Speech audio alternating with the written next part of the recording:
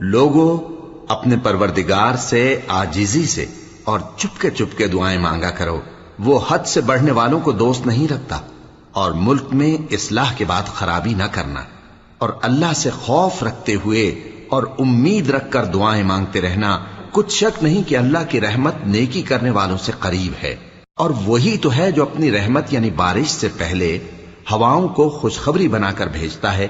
یہاں تک کہ جب وہ بھاری بھاری بادلوں کو اٹھا لاتی ہے تو ہم اس کو ایک مری ہوئی بستی کی طرف ہانک دیتے ہیں، پھر بادل سے بارش برساتے ہیں، پھر بارش سے ہر طرح کے پھل پیدا کرتے ہیں۔ اسی طرح ہم مردوں کو زمین سے زندہ کر کے باہر نکالیں گے۔ یہ آیات اس لیے بیان کی جاتی ہیں تاکہ تم نصیحت حاصل کرو۔ اور جو زمین پاکیزہ ہے اس میں سے سبزہ بھی پروردگار کے حکم سے نفیس ہی نکلتا ہے، اور جو خراب ہے اس میں سے جو کچھ نکلتا ہے ناقص ہوتا ہے۔